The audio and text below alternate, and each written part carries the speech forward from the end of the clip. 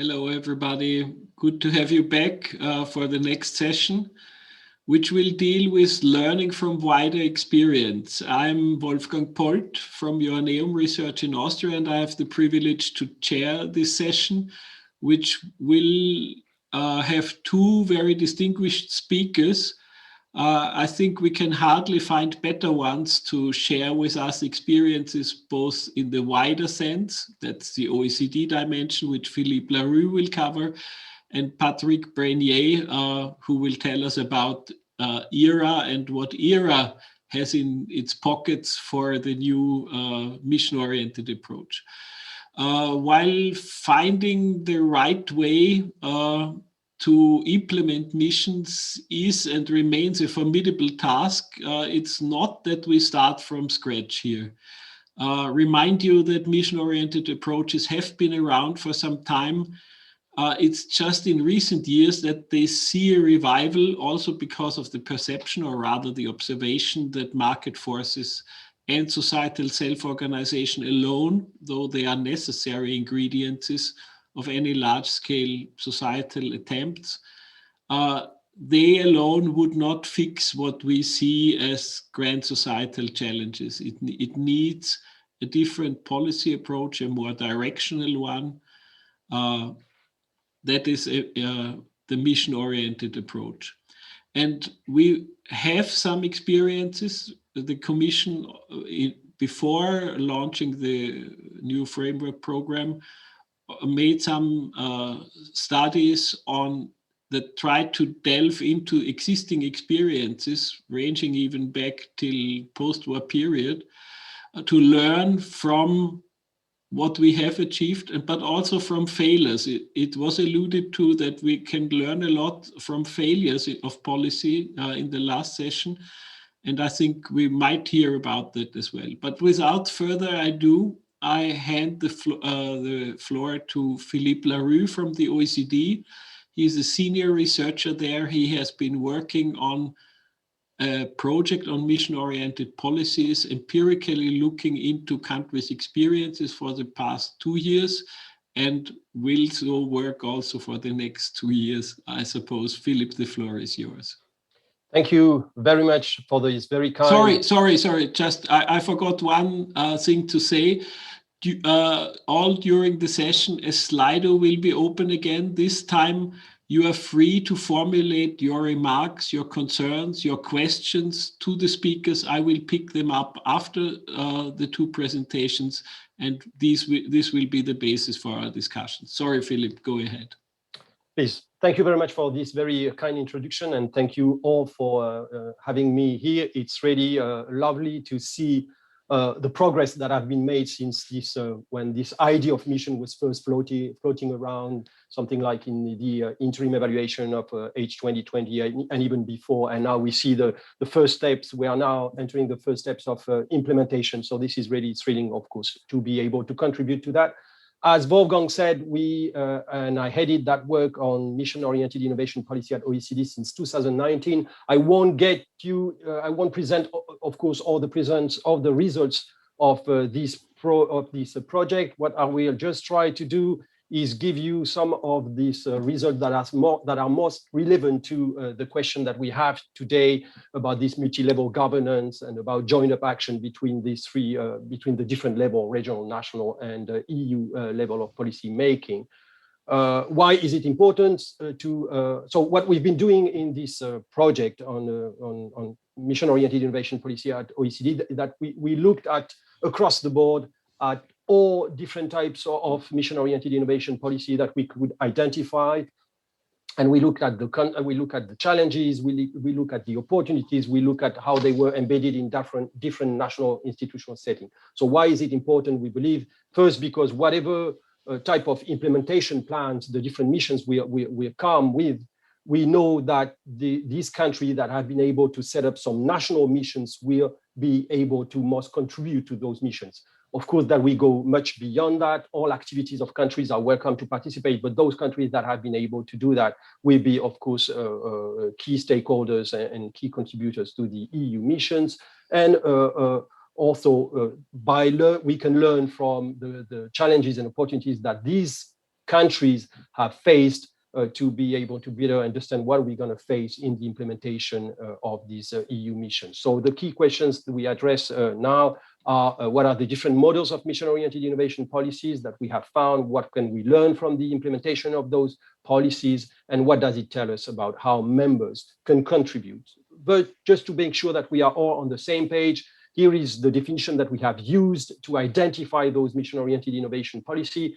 Those initiatives are a coordinated package of policy and regulatory measures tailored specifically to mobilize science, technology, innovation to address societal challenges. And these measures we know, or we expect that they will span several stages of the innovation cycle, use various instruments, cross different policy fields, and all that is targeted toward ambitious and concrete goals in a defined time frame.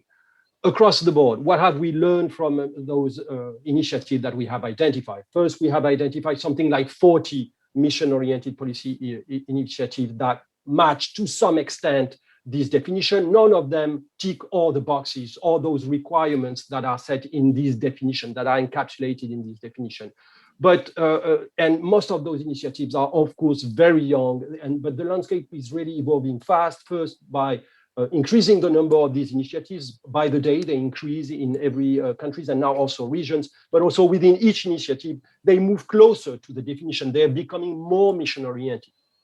We have identified 4 main types of mission-oriented innovation policy, those overarching mission-oriented strategic frameworks, like the EU mission at EU level, but also the mission-driven top sectors in the Netherlands, or the high-tech strategy 2025 in Germany. Here you set some broad missions at national level. Challenge-based programs and schemes, we heard Mr. Eivind Lorentzen talking about Pilot E in Norway, where different agencies team up to really provide some kind of one-stop shop, one integrated service support offer to ambitious consortia that aim to tackle some challenges. Thematic mission-oriented programs, very interesting programs, for instance, in France or in Austria, where we start from thematic programs, the more traditional thematic research and innovation program, and we try to push them to make them better oriented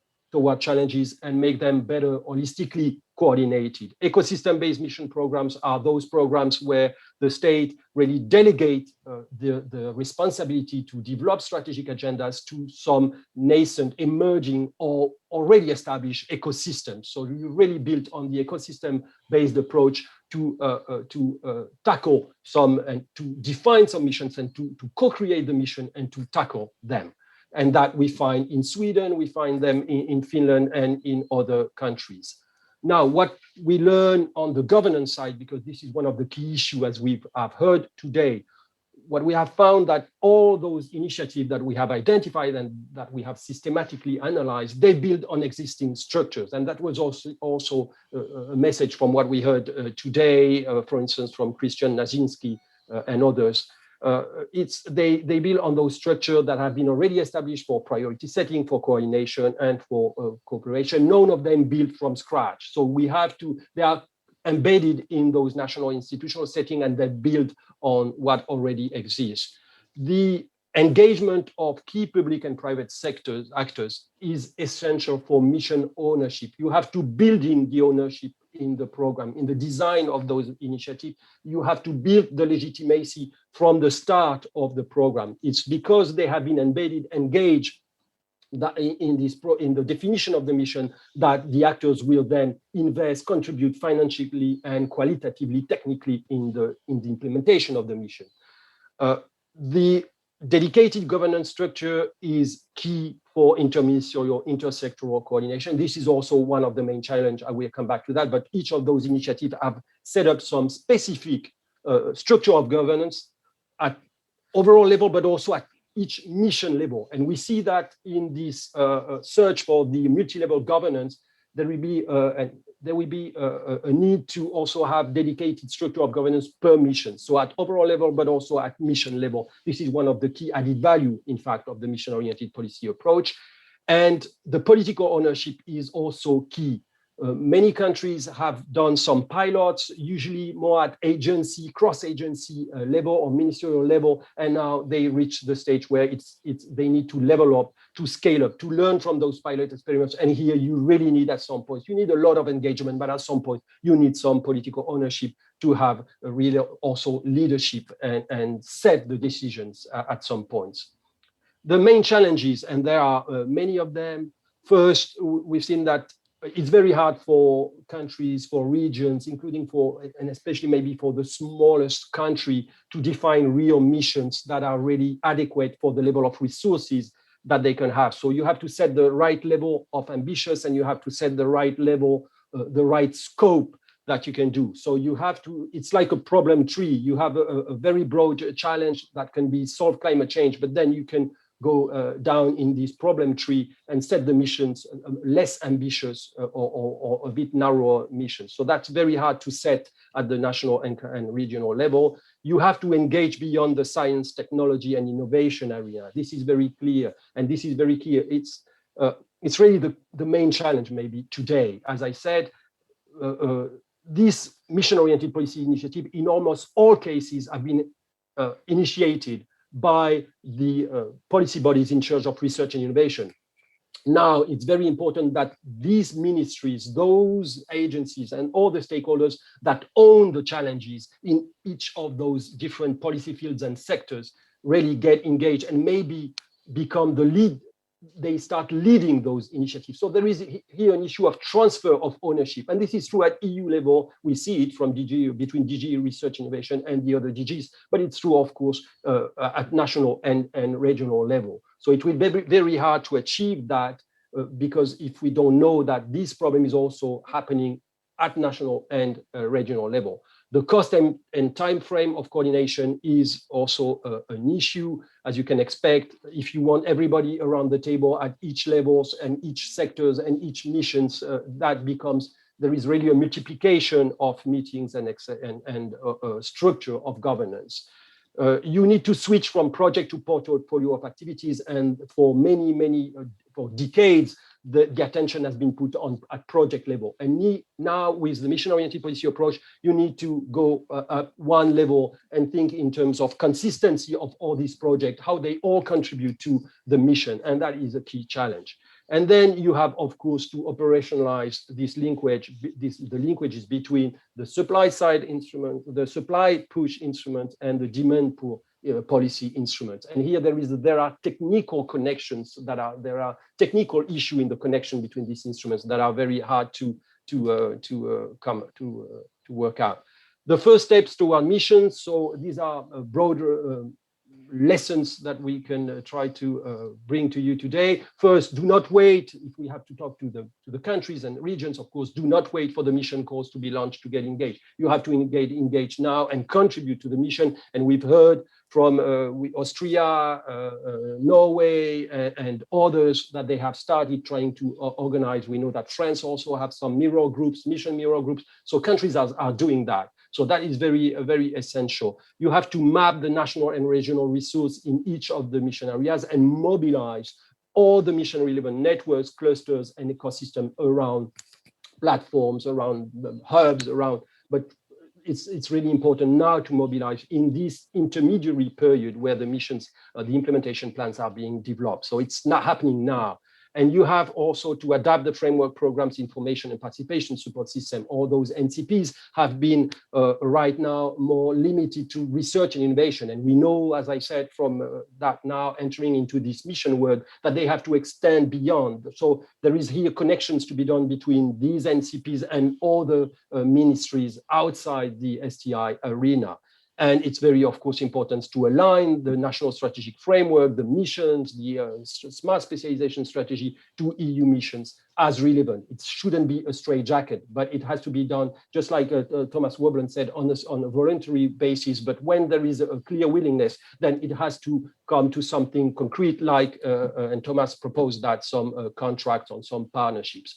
So just to conclude on this, really, missions are not a silver bullet to solve societal challenges. We are not here to sell a miracle recipe. But what we say is that at national level and for each challenge area, what they do is that they they offer the possibility to set a dedicated and tailor-made space for collective action, for join-up action, which is adapted to the specific challenges of each area and each national or regional institutional setting. They allow to co-create the objectives and the targets, what we call the missions or not, set up this specific structure of governance so that all the actors around the table can coordinate their actions toward that mission and design and implement an intentional policy mix. Now, how to make it work at EU level, what type of multi-level governance, should it involve each country in all missions?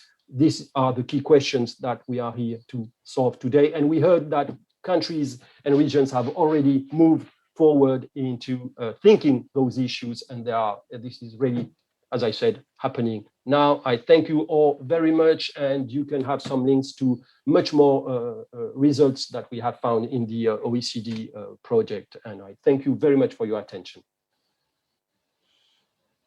Thank you very much, Philippe.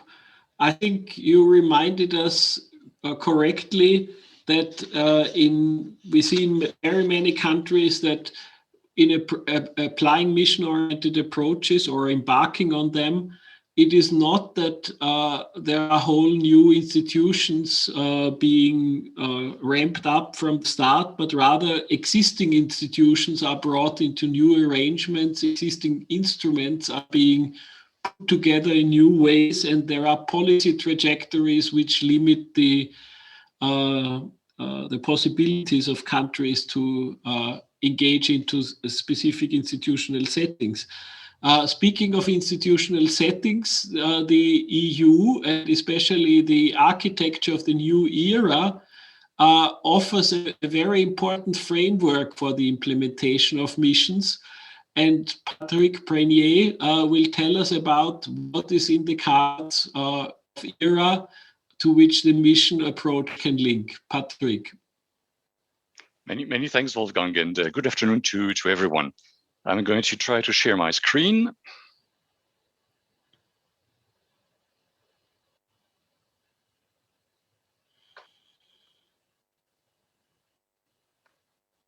That should be the case now.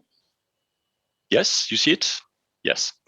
So I think to start very quickly on presenting what the ERA experience can bring to missions, we have to realize that we are now entering a new phase of the European research area development.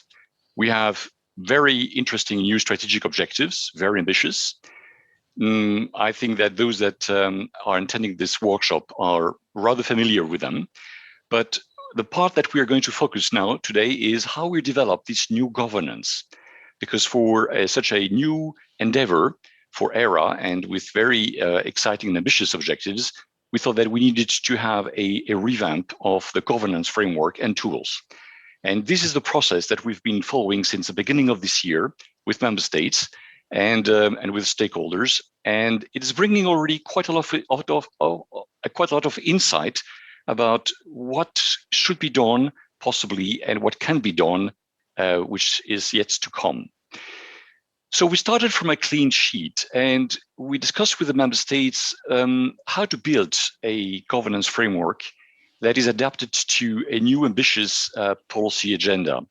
And we thought that the first principle that we should be following is that the functions that we need for governing ERA should be defined first before the question of who would be implementing these functions would be decided. And this leads to defining something which could be seen as ideal and then needs to be adapted to reality, but it reminds us of what did not go perfectly well in the previous period. The second principle that guided us is whenever you engaged in policy such as ERA or elements of ERA or missions, you have to think about the whole policy cycle, from the planning to the implementation to the monitoring, which includes the assessment and possibly some revisions. So a whole of policy cycle approach needs to be thought out so that we do not lose on a particular aspect what we gain on a particular aspect. You plan very well, You don't implement very well, you lose your target. You miss the target. You can implement very well, but if you don't monitor very well, you don't know exactly what is happening, and then you miss out possibly on part of the impact. Another important element is that across this policy cycle, there are particular moments where we should let the policymakers, the political stage, look at the situation and endorse the plans, possibly revise the plans before the work can continue at the implementation stage. When you implement at EU level, you need to also always think about coordination. There's coordination within each member state, but there's coordination across member states, and this makes a large part of the overall impact that we expect from such an endeavor as ERA or a particular mission. And finally, once you have implemented and monitored over a period of 1, 2, 3, 4 years, you need to have an independent body that looks hard at what has happened and gives strategic advice, which is outside of the hands of those who have planned or implemented, so that we can have an effective feedback and possible improvement over the next period of that cycle. Now, let me show you what it means in the particular domain of ERA. We are developing new instruments, and one of these instruments is the ERA policy agenda. This is a bit of the equivalent of the Horizon Europe strategic plan. This is where we want to set out the actions, the joint actions between member states and the Commission, or the actions that need to be implemented at member state level in a clear way, so that they can be easily implemented by those who need to implement them and easily monitored by those who need to monitor them. There's nothing worse than a policy planning tool which actually leaves everyone to wonder, what exactly am I supposed to do? So who does what and when is extremely important in a clear ERA policy agenda.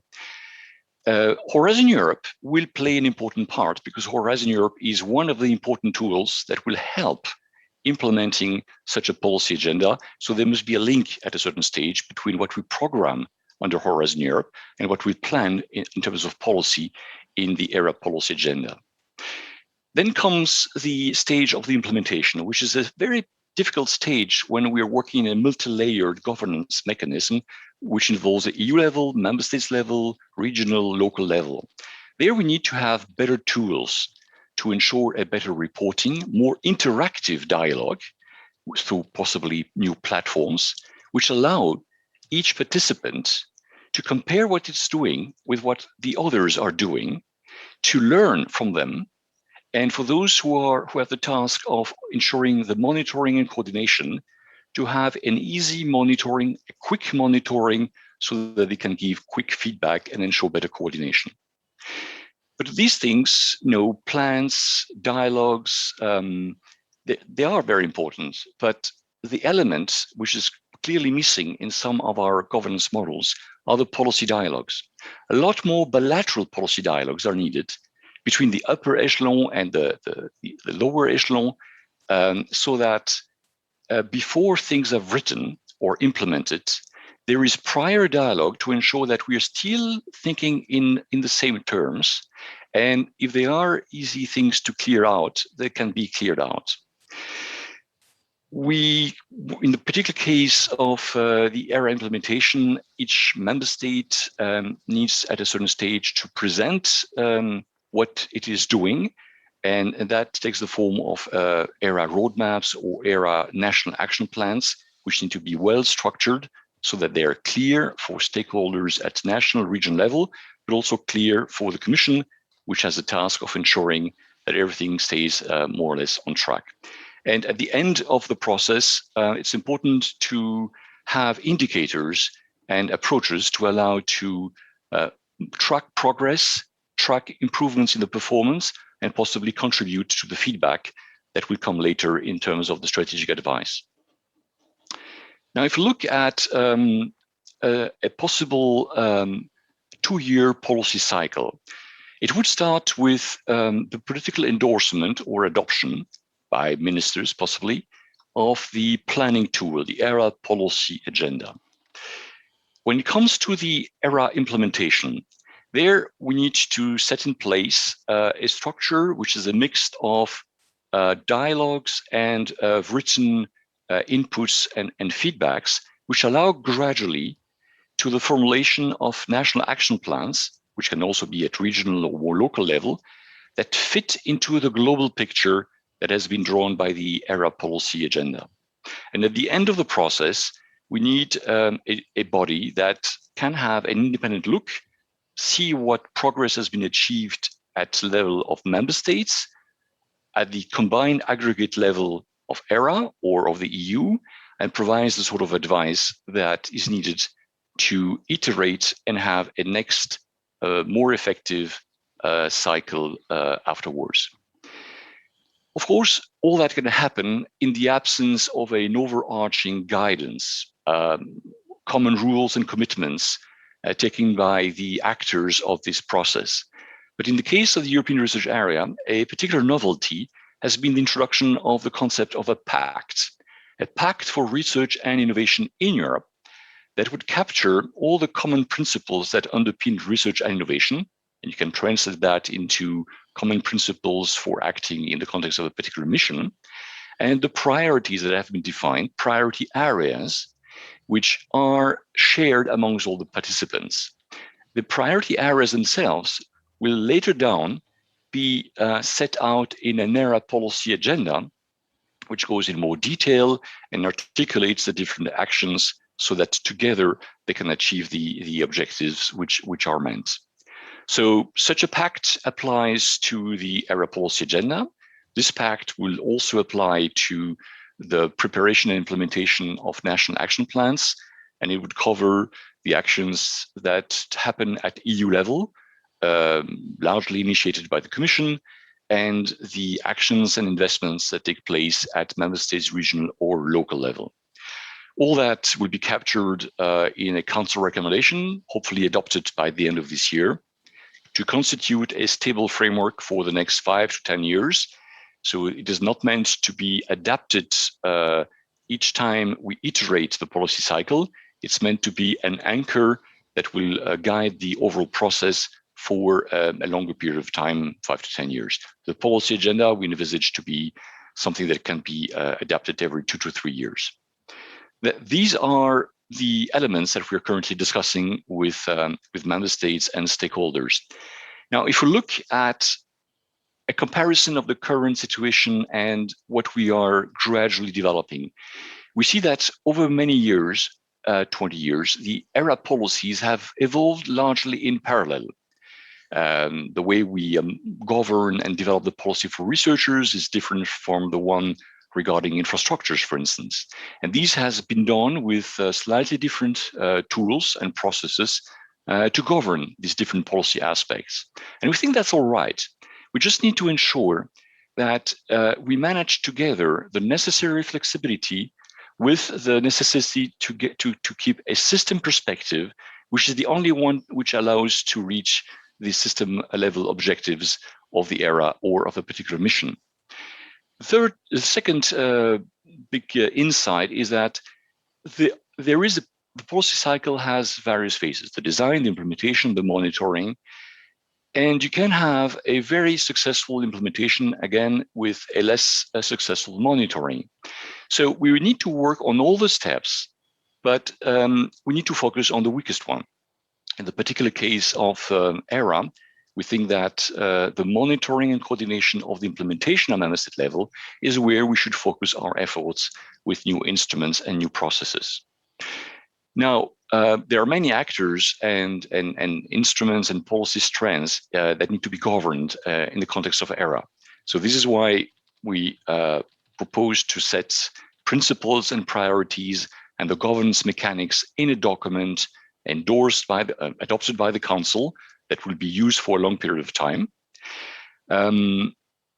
We need to put the functions and what we want to achieve first before we decide which bodies that exist or need to be created will take ownership of these different elements. We need to be very clear about who does what and when, which requires these particular milestones, which are usually linked to an instrument like the policy agenda or the adoption of national action plans and ERA scoreboards. And we need more interactive and iterative instruments, We can provide support, we can provide insights, we can muster expertise, we can assess elements, but we need to do that in a very fluid, interactive, and people-based manner, not only through documents and digital processes.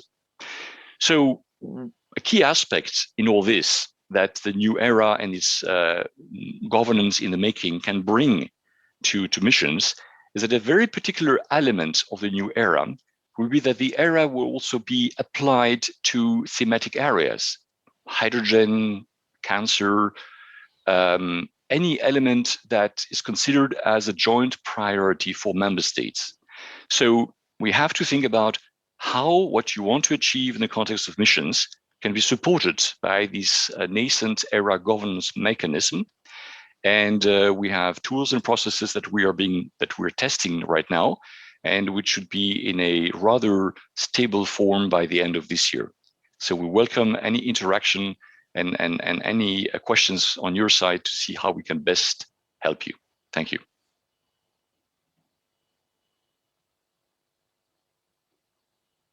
Back to you, Wolfgang. Thank you very much, Patrick.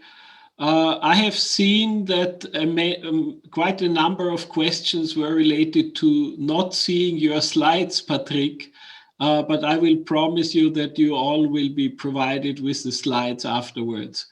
Thank you, Patrick, for this very concise presentation on what can be expected from ERA.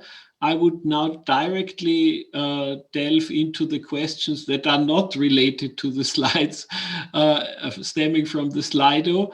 And they are all very practical in a way. And I don't know whether Philippe or Patrick would take them on.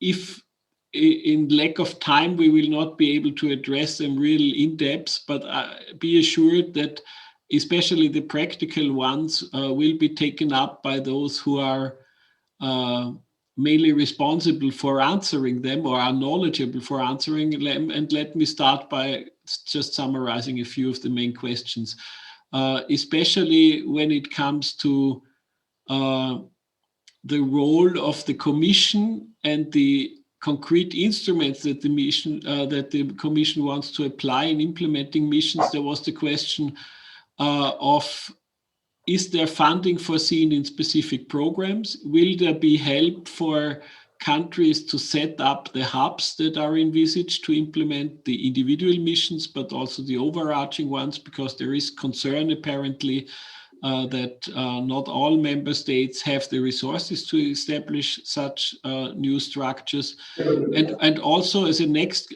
question of the immediate next future, is there a plan to revive the mission boards, and if so, in which role and composition? Is there anybody of you who can take up these questions and have it a quick go at it, or shall we, as they are very practical and they are probably to people, addressing people that are not around the table, so either I ask them to jump in or you have it a go, but they will not be forgotten. They are very valid ones. Wolfgang, I can take the question regarding the ERA hubs. Okay. And I think Neville would be best placed to talk about the support to missions in the work program. Okay, great, Neville, that you jump in. So regarding the ERA hubs, this is something that will be open for proposals later this year. The idea is to develop further the concept of how to network at national and regional level, and at EU level as well, the different services that support research and innovators that exist.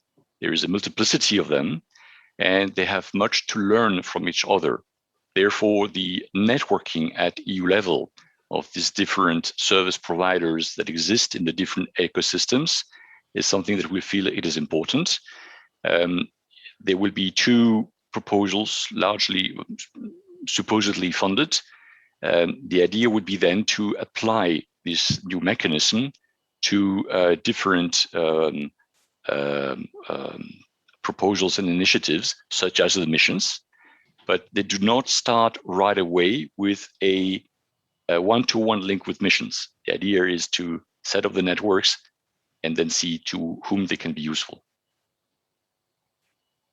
Okay, thank you, Patrick. Neville, you want to have a go at the questions? Well, I can have a quick reply on those if you can hear me. I hope you can. Nodding, good, good, good.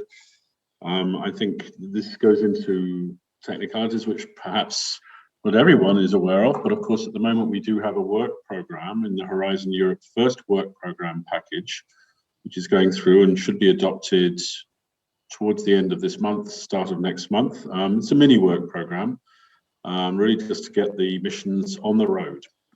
I suppose these actions are get ready for missions, you could say, because they provide networks, support of that type. When we complete what we're calling the preparatory phase, which is where we are at the moment, and that involves developing implementation plans for each mission, then we will get the green light politically, we hope, expect, and we will have an update to the Horizon Europe work program probably by the end of this year, and that will signal the very, very substantial funding, which is already expected and identified in the Horizon Europe legislation. Now, the questions I think are also asking about connections with other programs, and what I can say is clearly, well, it's probably the biggest facet of the work of the mission managers to ensure that there is this strong connection from the research and innovation base out towards other programs, other EU programs. And this is the great advantage of having mission managers located in other services within the Commission. This is a really very, very important feature. It is, something that's easier said than done. I mean, the Commission is like any large organization. It has, hierarchies and, structures, etc. And breaking down those silos, I'm sorry to use the classic cliche, isn't so straightforward. But nonetheless, I think the progress that's been made is good. And as I say, this mission manager's new form of governance, and that's just the tip of the governance we have with missions. I mean, we have created an entirely new setup for the way in which these missions will be managed across the Commission, bringing together services. That new governance will be so vital to achieve that. Now, another question which came about was about mission boards. I'm sorry, again, I don't want to spend too long on these technical things. Mission boards have been a vital part of the advisory structure, which have helped get the missions going, bringing together top people from science and industry, 15 members in each, 5 mission boards, 1 for each of the mission areas, and they will be renewed. And the timing is a little bit tricky because, as I say, we're in this preparatory phase. We have to schedule it at the point when the the conclusion of that preparatory phase is clear. It could last up to a year, which would be end of October of this year, but we don't expect it to be there. We expect it to be in the summer. So I can say at the same time that you can expect to see a process launched where we will advertise these positions for mission board members, advisors, top-level advisors to help us with the next phase of the mission's implementation work. Thanks very much. Thank you, Neville, for this first go at an answer of quite a number of very precise and also technical questions at one point. I think we are already eating into the lunch break, if this metaphor isn't too queer. I thank everybody for the questions that have been raised. I think we will store them. We will carry them forward in the deliberations about how to set up the missions. With that, I would like to thank all the presenters and also Neville for contributing to the answer session and conclude the session. And we will reconvene at 1:30. So to give you some time to breathe and to drink and eat. And the afternoon session, which will be on the mission-specific approaches, will be introduced by Anthony Zacharszewski, who will be the facilitator for the whole of the afternoon and guide you through the sessions in the afternoon. I think Wolfgang Ilke was saying that you have 6 more minutes, in fact. So I don't. Okay. You have Yeah. we got 6 more minutes, or maybe I can just say a maybe word. 5 now. Yeah. Okay, Philippe, go ahead. No, if you don't mind, I won't get into any of those practical questions that are very much about the European Commission. That would be a bit awkward that the OECD respond on behalf of the European Commission, although we became very close in recent years. No, just what I wanted to say from those questions, that we see how much countries and regions are hungry for practical details. They want to have a clear vision of what's going to happen before they get engaged. And maybe one of the overarching lessons that we can get from the ERA experience, and Patrick, is really that all that took so much time to structure. If you look at how ERA has been on the table for decades now, and so now they're starting again to they entering a new layer of structuration of the process. So we should not expect that the structure of governance of the around the missions are going to be set up first, and then countries are going to get engaged. That's going to take time. Even the mission, the content of the missions is going to evolve. They are what they are today. I'm pretty sure that in 3 years they will be pretty different, not totally different, of course, but they will have their own life. So I guess there is one lesson is, of course, that of patience, I think. And also, even more importantly, I think one key lesson is that that's the whole beauty and the whole challenge of the co-creation process that is really at the core of those missions, is that you have to engage without knowing exactly what is going to be at the end. You engage in a process to define the missions, to define the structure of governance without knowing exactly where it goes. So that is really, I think, some key lessons. And some key lessons as well, if I may, is that we see that there are many different policy initiatives at EU level. They all have their own life and they structure each other. So we have to be very careful not to add a multitude of governance layers and new governance for different. Now we have the missions, we have the partnerships, etc. So all that have to be integrated in a way. And I like the idea of system flexibility that Patrick put to the forefront. So I thank you very much. Thank you, Philippe. Patrick or Neville, you want to add on that? Wolfgang, I'm a bit in your hands because I do not see the questions in the chat. So okay. I don't know exactly what are the areas of interest of the participants. So Wolfgang, feel free to direct questions to me. Yeah, well, I think we don't have the time, even if we got 3 more minutes left, to delve into the details of the questions. They are really very important ones, but they would have to be answered on a practical level in the months to come. I think Philippe is right in reminding us that this whole thing is an adventure and an experiment as well. So we have to be open to accept failures, to take one route and then find out it doesn't work that perfectly and have to take another route. And I think that will put some stress on the political systems. But as Christian Naczynski said in the earlier session, we have to be open for failures and to learn from them and to try again. And I think that will be with us for the next few years. Can I jump in, Wolfgang? Sure. And I think there's a very good question from Philip Toolkins, who's one of our colleagues. And I put it directly to you, maybe, and also to Philippe, having studied the different governance setups. So which practical suggestions do you have to ensure that the governance of missions is more efficient, faster than the existing governance of relevant policies? So in other words, you know, are we just applying the same tools, or do we need completely different tools here? Have we any evidence to think that we're going to be better at managing missions, governance of missions, than other things? In terms of easy question. No, not an easy one.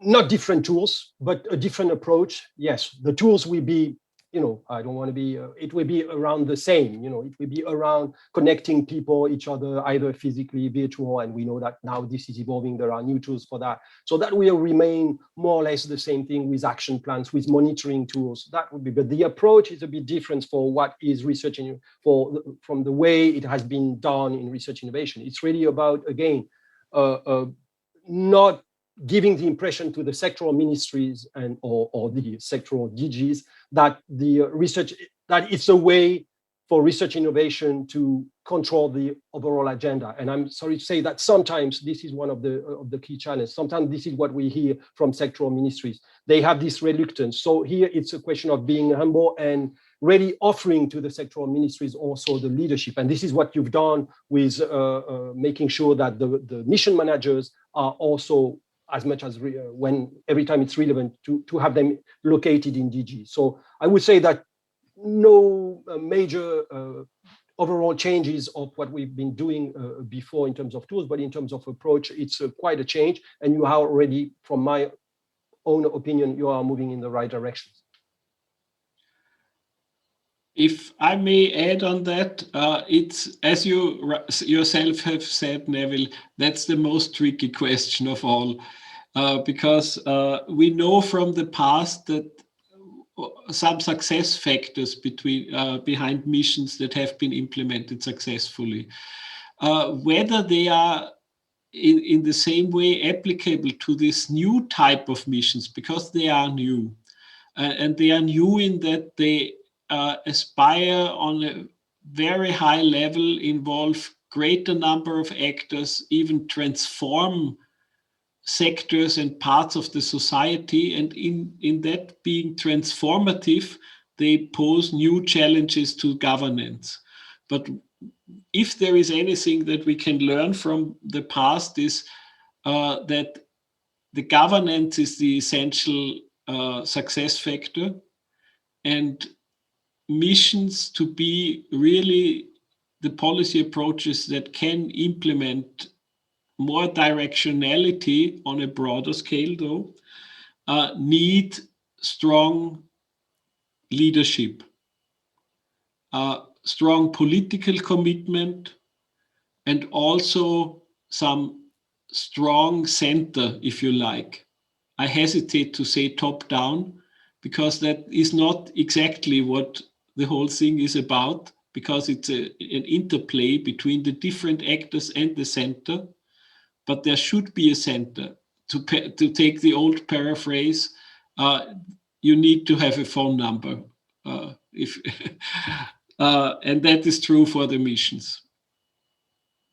Thanks. If I can add something maybe to this, Wolfgang, I think you can only govern something when the something is well defined. So it's very important that those who issue the guidance about what needs to be done are very clear, so that the governance below can actually take it and go and push it one step further into implementation. There's nothing wrong there in a situation where there's still a lot of hesitation about what exactly is the plan to be implemented. Now, the governance mechanism must be set. You cannot let bodies wonder to whom they report, to whom they share information, and from whom they seek guidance. This is something that needs to be clarified very soon. Otherwise, you will have to save a situation in a few years' time where a bit of chaos will have been installed. So if I have one counsel to give you, advice to give you, is really work out the governance mechanisms in an iterative and interactive way, and ensure that everyone understands it. Okay, I think that is a good final word. We are being reminded that we are in overtime already. We have been carried away by the very important questions, and we start elaborating on them between ourselves, but there will be opportunities where we can continue this discussion in the broader audience that they deserve. And having said that, I would then again really finally conclude the session and thank everybody for their very valuable contributions. Thank you so much.